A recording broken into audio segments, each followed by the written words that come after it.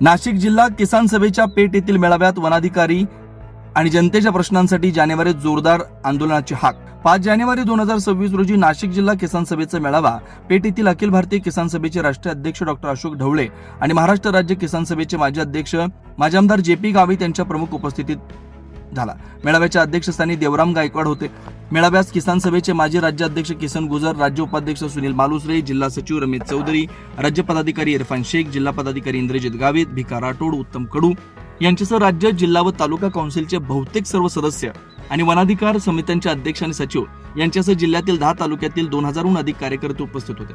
मेळाव्याचे प्रास्ताविक इंद्रजित गावित यांनी तर सूत्रसंचालन रमेश चौधरी यांनी केले। कार्यशाळेस मार्गदर्शन करताना डॉक्टर अशोक ढवळे यांनी शेतकरी, कामगार आणि कष्टकऱ्यांच्या प्रश्नांची मुद्देसूद मांडणी करून भाजप सरकारच्या काळात या प्रश्नांमध्ये खूप तीव्र वाढ झाल्याचं सांगितलं। हे सरकार जनतेसाठी नाही तर अदानी आणि अंबानी सारख्या बड्या उद्योगपतींसाठी काम करत आहे। जनतेच्या ताब्यातील जमिनी त्यांना देण्याचं काम भाजप सरकार करत आहे। या विरोधात किसान सभेचे अधिक मजबूत बांधणी व विस्तार करून जोरदार आंदोलनाची तयारी करावी लागेल असं सांगून त्यांनी आगामी जिल्हा परिषद व पंचायत समिती निवडणुकांच्या जोरदार तयारीला लागा आणि जिल्ह्यात अधिकाधिक जागा निवडून आणण्याचं आवाहन केलं।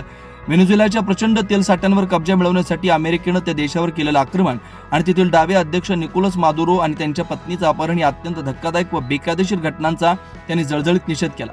JP गावित यांनी मेळाव्यात संबोधित करताना सांगितलं की आपण जिल्ह्यात फॉरेस्ट प्लॉट धारकांचा जबरदस्त लढा उभारून त्यांना मोठ्या प्रमाणात न्याय मिळवून दिला।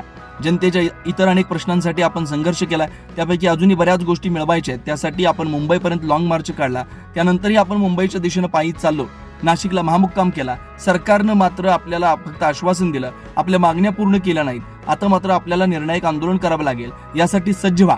जानेवारीच्या 3ऱ्या आठवड्यात नाशिक इथं प्रश्न सुटेपर्यंत जोरदार आंदोलन आपण करणार असून त्याच्या तयारीला लागा। अधिकाधिक तरुणांना यात सहभागी करून घ्या। हे करत असताना किसान सभेची मजबूत बांधणी आणि आगामी निवडणुकांमध्ये किसान सभेचे अधिकाधिक निष्ठावान कार्यकर्ते निवडून आणा असं आवाहन त्यांनी केलं। मेळाव्यानंतर लगेच झालेल्या जिल्हा कमिटी बैठकीत 2025-26च्या किसान सभेच्या सभासद नोंदणीचा आढावा घेण्यात आला। आतापर्यंतच्या सभासद संख्येने 1 लाखाचा टप्पा पार केलाय।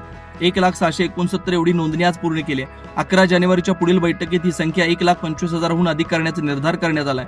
वनाधिकार आणि इतर प्रश्नांसाठी नाशिक येथील जिल्हाधिकारी कार्यालयावर बेमुदत आंदोलन करण्याचं बैठकीत ठरवण्यात आलंय।